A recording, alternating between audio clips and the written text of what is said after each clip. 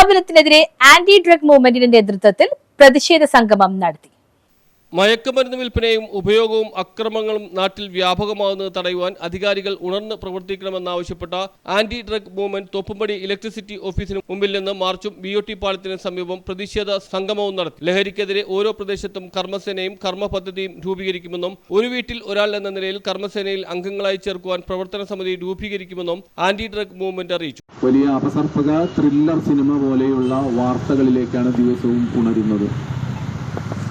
അത് വാർത്ത കൊടുക്കുന്ന മാധ്യമങ്ങൾ തന്നെ എന്താണ് ഇതിൻ്റെ കാരണം, എന്തുകൊണ്ടാണ് ആക്രമണങ്ങളും മയക്കുമരുന്നും ഒരു സ്ഥിര സംഭവമായി യുവാക്കൾക്കിടയിൽ മാത്രമല്ല പൊതുവിൽ കേരളത്തിൽ ഉണ്ടാകുന്നത് എന്നതിൻ്റെ കാരണങ്ങൾ അന്വേഷിക്കാൻ പലപ്പോഴും ഈ ഭരണകൂടങ്ങളോട് ചേർന്ന് നിന്ന് അവർക്കൊപ്പം പ്രവർത്തിക്കുന്ന മാധ്യമങ്ങൾ തയ്യാറാകുന്നില്ല.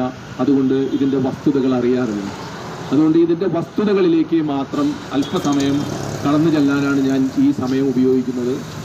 DPEP എന്ന് പറഞ്ഞിട്ട് ഒരു വിദ്യാഭ്യാസ സമ്പ്രദായം നമ്മുടെ പരമ്പരാഗത സ്കൂൾ സമ്പ്രദായത്തിനെതിരെ ലോക ബാങ്കിന്റെ ഫണ്ടിങ്ങോടുകൂടി DPEP എന്ന ഒരു സമ്പ്രദായം ഇവിടെ കൊണ്ടുവന്നത് ഇടതുപക്ഷ ഗവൺമെന്റ് MA ബേബിയുടെ നേതൃത്വത്തിലായിരുന്നു. സ്കൂൾ കോളേജുകൾ കേന്ദ്രമാക്കിയും ആഘോഷവേളകളിലൂടെയും യുവാക്കളെയും വിദ്യാർത്ഥികളെയും മയക്കുമരുന്ന് ട്രാപ്പിൽപ്പെടുത്തി പതിവ് ഉപയോക്താക്കളും ലഹരിക്കടിമകളുമാക്കുന്നതിലൂടെയും മയക്കുമരുന്ന് വിൽപ്പന വ്യാപകമാവുന്നതിന് ലഹരി മാഫിയകൾക്ക് സാധിക്കുന്നുവെന്നും മയക്കുമരുന്ന് വിൽപ്പനയും സ്രോതസ്സും കണ്ടെത്തുവാൻ സർക്കാർ അടിയന്തര നടപടി സ്വീകരിക്കണമെന്നും anti drug movement coordinator Shaji Thanikkad ആവശ്യപ്പെട്ടു. ആദം അയ്യൂബ് ഉദ്ഘാടനം ചെയ്തു. ഷാജി താനിക്കാട്ട് അധ്യക്ഷത വഹിച്ചു. സലീം ഷുക്കൂർ, MM സലീം, നസീർ ജാഫർ, സാദിഖ് അലൂർ, പ്രേം ബാബു, മാത്യൂസ് പുതുശ്ശേരി, CS ജോസഫ്, ഷംസു യാക്കൂബ്, ബുഷറ ബാബു, നജ്മ അസീസ്, ജവഹർ തുടങ്ങിയവർ സംസാരിച്ചു. News bureau Thoppumpady.